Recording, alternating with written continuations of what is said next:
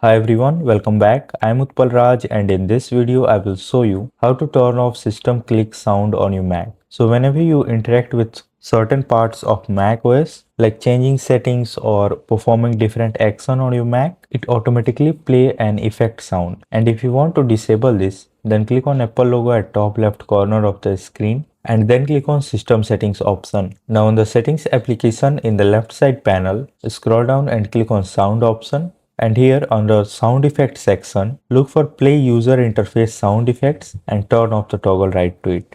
So that's it. If this video helped you in any way, make sure to like it, share it and subscribe to this channel. Thanks for watching.